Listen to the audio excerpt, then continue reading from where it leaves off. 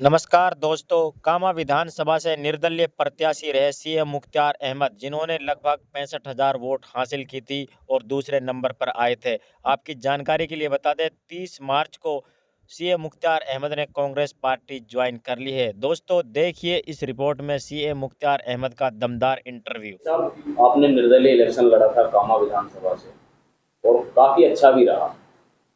और आपने हाल ही में कांग्रेस पार्टी ज्वाइन की है। सबसे पहले कामा विधानसभा की जनता या पूरे राजस्थान की मैं बात करूं, कामा हॉट सीट रही, क्या कहना चाहेंगे?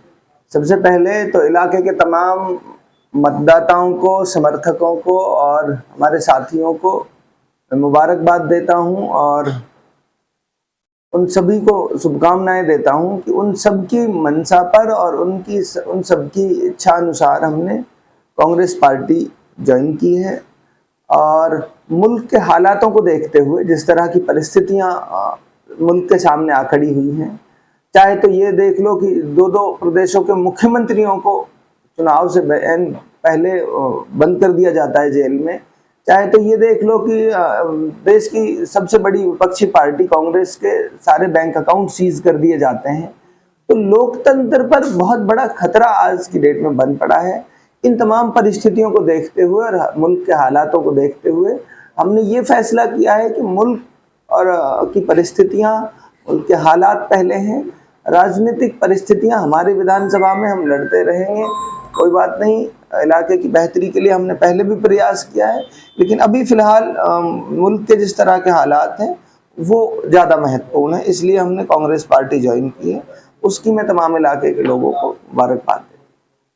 ये सब कामा विधानसभा की बात करें, भाजपा सरकार का राज है, भाजपा की ही एमएलए है। तो बात की जाए तो तरह तरह की वीडियोस आए दिन वायरल हो रही हैं, कहीं पुलिस प्रशासन का लोगों पर अत्याचार, क्या कहना चाहिए? देखिए, है क्या, जिस तरह के राजनीतिक बयानबाजी हो रहे हैं वो सारे के सारे बयानबाजी इसलिए हो रहे हैं ताकि लोगों पे दहशत बनाई जा सके, लोगों में प्रेशर बिल्ड किया जा सके, क्योंकि साइकोलॉजिकल गेम है पूरा। जब लोग डर में रहेंगे, दहशत में रहेंगे, तो उनकी जेब से आसानी से पैसा निकलवाया जा सकता है। तो ये सारा का सारा धंधा उगाही का है। और ये जब जैसे जैसे बयानबाजी हो रही है, जैसे तो लोगों में दहशत बन भी रही है और फिर लोग मरता क्या नहीं करता वाली स्थिति है। आदमी जब उलझ जाता है तो साधारण आदमी, कॉमन आदमी उलझना नहीं चाहता, वो चाहता भाई 10-20 हजार रुपए लग जाएं लेकिन मेरा पिंड कट जाए। तो ये लोगों की जेब से पैसे निकलवाने का एक तरीका है और उस पे लोग काम कर रहे हैं। उस पे इलाके की जो राजनीतिक हालात हैं, उन सब का पीछे का जो गेम है, उन सब के पीछे का जो षड्यंत्र है वो ये है। और उनकी आड़ में उनके जो साथ काम करने वाले लोग हैं, उनके जो चेले चपाटे हैं, जो उनकी जय जयकार करते हुए फिरते हैं, जिनके लिए हम पहले भी कहते थे कि भाई राजनीति में जब तक आप लोगों को जवाबदेह नहीं बनाओगे, जब तक पूछोगे नहीं कि करोगे क्या, जैसे हमने कहा चुनाव लड़ने से पहले कि एक पैसे की उगाही माइनिंग वालों से नहीं होगी, रॉयल्टी के नाम पे एक पैसे की उगाही नहीं होगी। मैंने कहा तो लोग मुझसे पूछते, जब रॉयल्टी के नाम पे लोगों से उगाही होती तो लोग पूछते यार चुनाव में तो आप ये कहते थे कि उगाही नहीं होगी, अब तो आप भी कर रहे हो, तो मुझे जवाब देना पड़ता ना। अब अगले आदमी ने कहा ही नहीं कि मैं उगाही नहीं करूंगा, तो उससे कौन सवाल पूछेगा। तो सारी बात यह है कि जब चीजें रैशनल होंगी, जब तार्किक होंगी, जब मुद्दों पे होगी राजनीति, तो फिर जवाबदेही भी बनेगी, जब जवाबदेही भी फिक्स की जा सकती है किसी व्यक्ति की। अच्छा, अब आप यानी कि रॉयल्टी की बात कर रहे थे अभी, तो अब क्या हालात है राजस्थान? भाई आपका एरिया है, कामा विधानसभा से आपने चुनाव भी लड़ा है, आपके मतदाता भी हैं, तो क्या ऐसे आरोप फिर लगाए जा रहे हैं कि बीजेपी सरकार में वैसे हो रहा है? जस की तस स्थिति है। माइनिंग हमारे इलाके में रोजगार का बड़ा संसाधन है और लोग त्रस्त हैं, परेशान हैं, इसलिए कि परिस्थितियां ऐसी की ऐसी हैं। दूसरी भारतीय जनता पार्टी के जो विधायक बनी है, उनसे किसी भी मसले पे जाके कोई मिलता है तो वो शुरू हो जाती हैं कि गोकसी नहीं होने देंगे, ये नहीं होने। अरे कौन गोकसी कर रहा है इलाके में? और कोई कर रहा है तो उसको सख्त से सख्त सजा दो। हर समस्या का क्या यही समाधान है? आपके पास लोग आते हैं, आप चिल्ला के बोलने लग जाते हो जी गोकसी नहीं होने देंगे। अरे हम भी कह रहे हैं गोकसी नहीं होने देंगे, ना होती है मेवात में कभी, लेकिन इस बात का तो जवाब दो कि रॉयल्टी पे जो अवैध उगाई हो रही थी वो कब बंद हो जाएगी? सरपंचों से जो कमीशन लिया जाता था वो कब बंद हो जाएगा? इलाके के लोगों पे नाजायज मुकदमे पहले दर्ज होते थे, अभी भी दर्ज होते हैं, वो कब बंद हो जाएंगे? तो बात तो यह है कि परिस्थितियां जब काम करोगे तो इलाके के लोग सवाल पूछेंगे तब बदलेंगे। मैं तो पहले भी कहता था कि मैं जवाबदेह हूं हर बात के लिए जो मैंने की है। अकेला ऐसा प्रत्याशी था जिसने लिखित में अपना मैनिफेस्टो जारी किया था। लिखित में मैंने कहा था कि ये काम करूंगा और ये काम नहीं होने दूंगा।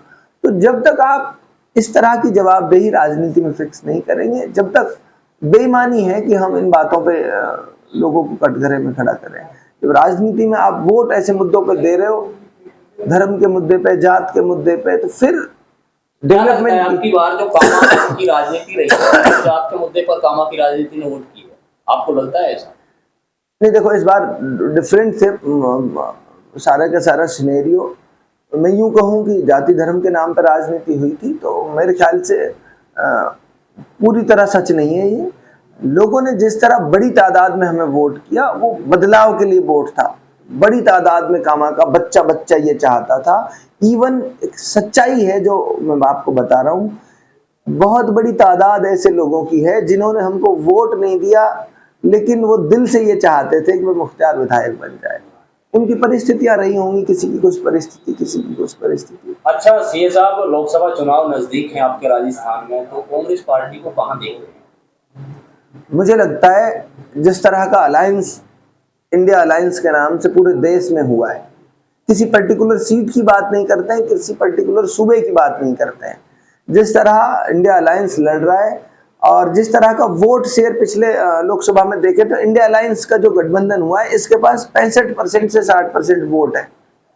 अगर ठीक से अलायंस के लोग चुनाव लड़ जाते हैं तो परिस्थितियां अच्छी रहने वाली, ऐसी मैं उम्मीद करता हूं।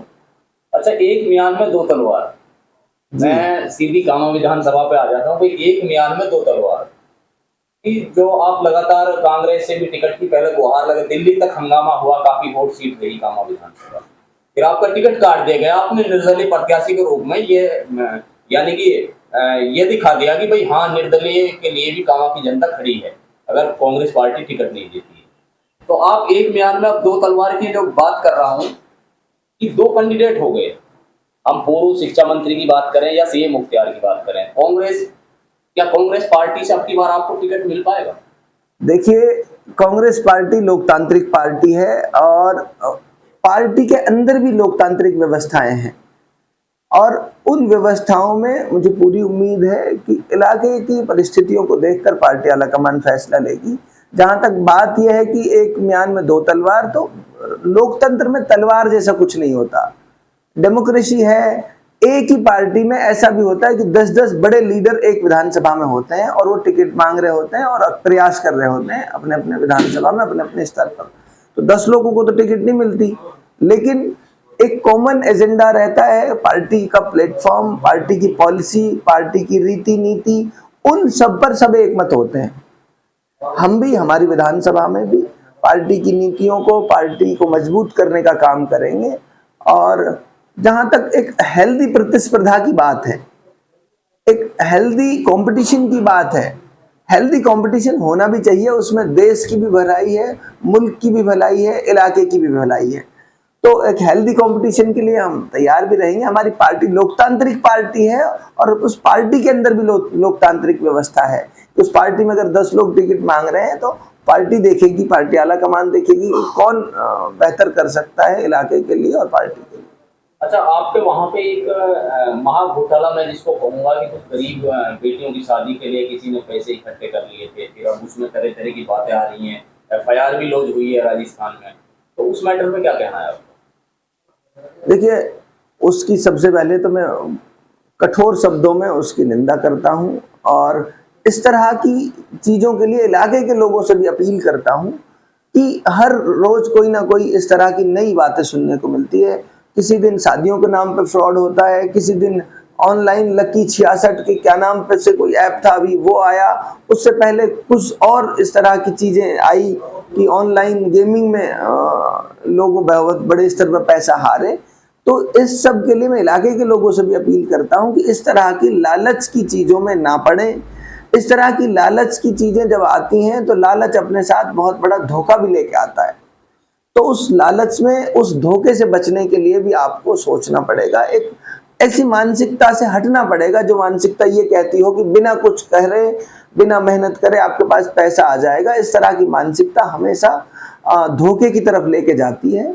बिना कमाए, बिना किए पैसा कहीं से आता तो फिर ये सरकारें इतने बड़े स्तर पर जो काम कर रही हैं इसकी जरूरत ही नहीं होती। सरकारें सारे लोगों को बिना कमाए और इन ऐप के जरिए और इनके जरिए पैसे दे देती।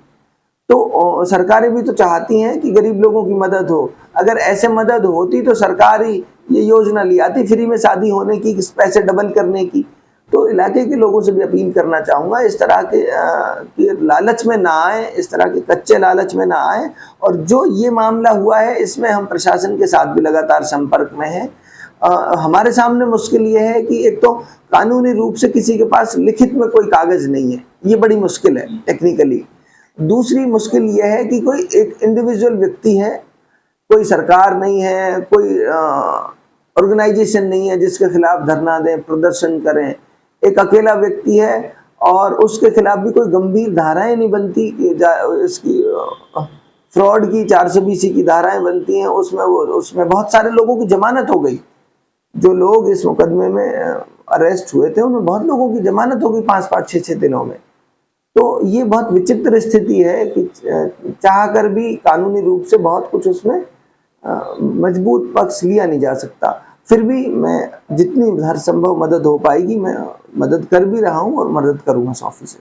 अच्छा, एक चर्चा चल रही है, हरियाणा की बात करें या राजस्थान की बात करें, तो उसमें एक चर्चा है सीएम मुख्तार, हालांकि बच्चे की जुबान पे है, कामा विधानसभा की बात करें या हरियाणा की बात करें, तो ये चर्चा है कि अब की बार कोई कहता है कोई पुराने से लड़ेगा, झिरका से लड़ेगा, कोई कहता है कामा में ही रहेगा।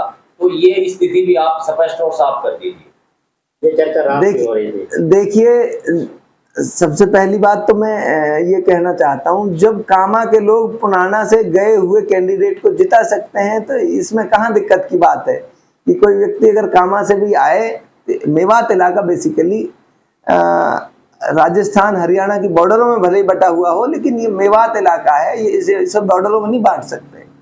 तो अगर कोई चर्चा कर रहा है तो मैं ये कहूँगा कि पुराना के लोगों को इतना बड़ा दिल दिखाना चाहिए कि मुख्तार ना कोई और सही, अगर कोई आता है तो उनको बड़ा दिल दिखाते हुए अच्छी राजनीति की अगर पहल होती है मेवात में किसी भी हिस्से से, किसी भी कोने से, तो ये बहुत अच्छी बात है कि लोग इस तरह की चर्चाएं कर रहे हैं। ये बताता है कि मेवात किसी बॉर्डर में और किसी सीमा में बंधा हुआ इलाका नहीं है। मेवात को हरियाणा और राजस्थान में नहीं बांट सकते। हरियाणा के लोग अगर ये चर्चा कर रहे हैं कि मुख्तार हमारे यहाँ से आके चुनाव लड़े या किसी और इलाके से आके चुनाव लड़े, तो ये दिखाता है कि मेवात एक इलाका है, एक खित्ता है जो बॉर्डरों में और सीमाओं में जिसे नहीं बांटा जा सकता। तो ऐसी कोई परिस्थिति बनती है तो मैं तो इलाके के लोगों की हिम्मत की बात पे आ जाते हैं। जैसे हरियाणा में हुआ शहीद राजा हसन खान, तो कोई भी सरकार हो, बहरहाल शहीदी का दर्जा देने के साथ साथ में जो है छुट्टी हो चुकी है। क्या राजस्थान में कोई कांग्रेस सरकार की तरफ से या आपके जो कांग्रेस के आला नेता हैं उनकी तरफ से कोई ऐसी डिमांड भेज दी जाएगी कि वहाँ पर भी इस तरीके से? निश्चित रूप से कांग्रेस पार्टी की जब सरकार आएगी तो राजा हसन खां के नाम पर, क्योंकि बड़ी हिस्टोरिकल घटना है, वो बड़ी ऐतिहासिक घटना है, वो इतिहास में जिसको और बड़े पैमाने पर लोगों तक पहुंचाने की जरूरत है। इसलिए जरूरत है कि लोग जाने कि मेवात इलाका किस तरह वतन परस्ती के लिए जाना जाता था पहले भी और आज भी, किस तरह मेवात के इलाके के लोगों में देश प्रेम की भावना जो है वो किस दर्जे तक कूट कूट के भरी हुई है। तो वो पता चलता है उस तरह की हिस्टोरिकल घटनाओं से कि जहां आज देश में जाति धर्म के नाम पर लोगों को बांटने की कोशिश की जा रही है, वहां हमारे इलाके से 20,000 लोग कुर्बानी दे देते हैं।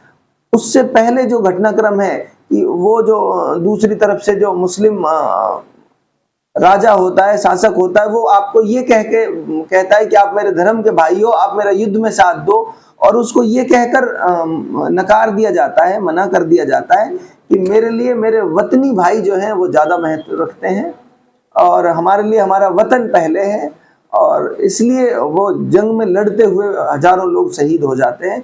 ये ऐसी घटना है जो इलाके की वतन परस्ती को स्वर्णमय अक्षरों में दर्ज कराती है। इसलिए इसे बड़े पैमाने पर सरकारों के सामने भी रखने की और मुल्क के लोगों के सामने भी रखने की जरूरत है। अच्छा, कामा विधानसभा की जनता के साथ साथ समस्त मेवात की जनता आपको देख रही है, अपनी तरफ से क्या मैसेज आप देना चाहेंगे? अपनी तरफ से सिर्फ ये मैसेज देना चाहूंगा, मुल्क के हालात बहुत गंभीर हैं और इन गंभीर हालातों में मेवात इलाके की जिम्मेदारी और बढ़ जाती है। इसलिए बढ़ जाती है कि राष्ट्रपिता श्री महात्मा गांधी जी ने कभी मेवात इलाके के लिए ये कहा था कि ये हिंदुस्तान की रीढ़ की हड्डी है। जब हिंदुस्तान मुश्किल में है, जब हिंदुस्तान में परिस्थितियां इस तरह बन पड़ी हैं, उन हालातों में रीढ़ की हड्डी का काम सबसे महत्वपूर्ण होता है। रीढ़ की हड्डी अगर मजबूती से खड़ी है, रीढ़ की हड्डी अगर मजबूत रहेगी तो मुझे उम्मीद है कि मुल्क हर हालात से लड़ जाएगा, मुल्क के लोग हर परिस्थितियों से लड़ जाएंगे। मेवात इलाके के लोगों से अपील है कि लोकसभा चुनाव है, बड़ी तादाद में घरों से निकलकर वोट करें। बड़ी तादाद में जो आदमी जहां भी है वो अपने मत का प्रयोग कर वोट का प्रयोग कर देश को ताकतवर बनाने का काम करें और ऐसी ताकतों के खिलाफ लड़ने का काम करें जो ताकतें इस मुल्क की खूबसूरती को नहीं समझती, जो ताकतें इस मुल्क की असल आत्मा, जिसको विविधता में एकता कहा जाता है, उस आत्मा को जो लोग नहीं समझते उनको समझाने का काम करें। सही लोगों के हाथ में नेतृत्व आए, सही लोगों के हाथ में देश की बागडोर आए, उसके लिए हर संभव प्रयास हम लोगों को करना है। अच्छा, एक लास्ट सवाल है हमारा कि एक और तो जो भाजपा सरकार शहीदों का दर्जा दे रही है, दूसरी ओर अगर मेवात नूह की बात करें तो फिरोजपुर जिला के एक विधायक हैं, उस पर यूएपीए जैसी संगीन धारा लगा दी जाती है। तो आपका क्या कहना है कि भाई एक और तो शहीदी का दर्जा, यानी कि जिंदों को तो सम्मान नहीं, मरों को यानी कि सम्मान ये सरकार देने को, और यानी कि जो बच्चे हैं यहाँ के युवा हैं उनके साथ में इस तरीके। देखिए, ये राजनीतिक रूप से ना कई चीजें करती हैं सरकारें दिखावे के लिए। उदाहरण के तौर पे अब मान लो शहीद हसन खां मेवाती जी को सम्मान दिया, उससे क्या ही बड़ी बात होती कि राजस्थान में अभी चुनाव हुए हैं, राजस्थान में चुनाव हुए हैं 200 विधानसभा सीटों पर, उनमें किसी एक मुस्लिम को टिकट दिया जाता तो ये सम्मान होता मुसलमानों का। तो एक भी सीट पे 200 विधानसभा में आप नहीं समझते कि जरूरत है टिकट देने की? पूरे देश में आम चुनाव होने वाले हैं, 543 लोकसभा सीटों पर चुनाव होंगे, एक भी किसी लोकसभा सीट पर मुस्लिम उम्मीदवार को उतारना जरूरी नहीं समझती पार्टी। तो कैसे हम मान लें कि वो सम्मान करती है आप लोगों का? तो ये बहुत महत्वपूर्ण है, इन चीजों को समझना बहुत महत्वपूर्ण है कि कुछ लोग दिखावे के लिए कुछ और हैं और उनकी सच्चाई कुछ और है। और ये न मुसलमानों के खिलाफ नहीं है, मुल्क की और भी जो जातियां हैं, जो छोटी जातियां हैं, उनको भी ये समझने की जरूरत है कि ये पार्टी मनुवादी विचारधारा पर चलती है, जिस विचारधारा पर गरीब लोग जो हैं उनको गरीब ही रह जाना चाहिए। अगर कोई आदमी झाड़ू पोछे का काम करता है तो उसे झाड़ू पोछे का ही काम करना चाहिए। अगर कोई आदमी महलों में रहेगा तो फिर वो महलों में ही रहेगा। तो इस तरह की व्यवस्थाएं, इस तरह की व्यवस्था आज के दौर में संभव नहीं है। आज के दौर में हर व्यक्ति को स्वतंत्रता से और सम्मान से जीने का अधिकार मिलना चाहिए। तो उसके लिए कांग्रेस पार्टी की विचारधारा जो है उसको मजबूत करने की जरूरत है। कुछ लोग ऐसे हैं जो कांग्रेस में भी अंदर रह के कांग्रेस का नुकसान करते आए हैं, उन लोगों को भी पहचानने की जरूरत है। कांग्रेस एक बड़ी विचारधारा है, इसलिए उसको ताकतवर करेंगे विचार की बुनियाद पर तो मुल्क मजबूत होगा, ऐसी मैं उम्मीद करता हूँ।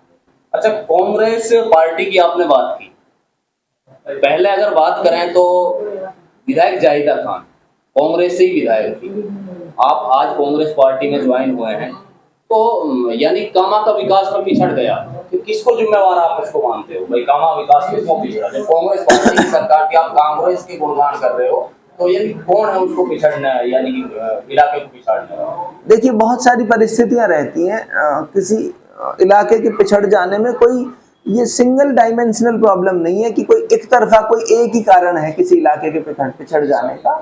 बहुत सारे मल्टीपल रीजंस हैं जिनकी वजह से इलाका पिछड़ा है।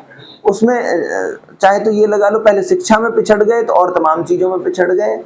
दूसरा कनेक्टिविटी इलाके की नहीं रही, अच्छे रोड्स की, क्योंकि दिल्ली गुड़गांव के नज़दीक है, अच्छी कनेक्टिविटी नहीं रही। इस वजह से बहुत सारी चीज़ों ने इकट्ठा होकर एक साथ पूरे इलाके की जो स्थिति है उसमें बहुत सारी चीज़ों का योगदान है।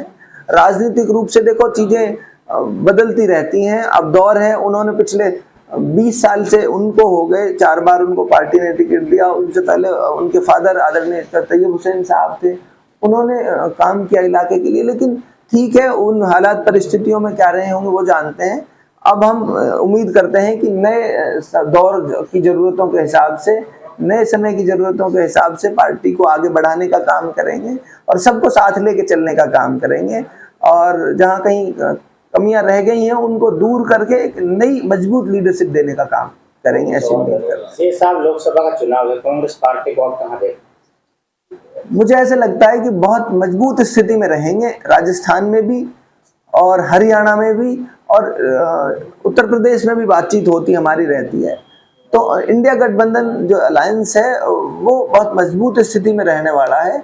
और मुझे लगता है कि हम राजस्थान में भी बीजेपी से ज़्यादा सीटें जीत के आने वाले हैं और हरियाणा में भी हम बीजेपी से ज़्यादा सीटें जीत के आएंगे। और ये वो प्रदेश हैं जिनमें पिछली बार कांग्रेस पार्टी एक भी सीट नहीं जीत पाई थी, दोनों ही प्रदेशों में। और जहाँ तक पार्टी की, भारतीय जनता पार्टी की बौखलाहट है, वो सिर्फ इससे दिख रही है कि मुख्यमंत्रियों को आप बंद कर रहे हो, विपक्षी पार्टियों के खाते आप फ्रीज कर रहे हो, तो ये आपकी बौखलाहट को दिखाता है, ये आपकी हड़बड़ाहट को दिखाता है कि आप चुनावी जुमलेबाजी में भले ये कह रहे हो कि 400 पार, लेकिन स्थिति आपकी बहुत दयनीय है, स्थिति आपकी बहुत खराब है। और मैं उम्मीद करता हूँ इलाके के और मुल्क के लोग इन परिस्थितियों को बखूबी समझते हैं। ये देश वो देश है जहाँ अंग्रेजों की हुकूमत का सूरज नहीं डूबता था, उनको भी आखिरकार मजबूर कर दिया भागने पर और छोड़ने पर। तो जो मुल्क के खिलाफ लोग जो काम करते हैं उनको देर सवेरे छोड़ के भागना पड़ेगा। सत्ता देश प्रेमियों को, देश के हितैषियों को सौंपनी पड़ेगी। मैं ऐसी उम्मीद करता हूं।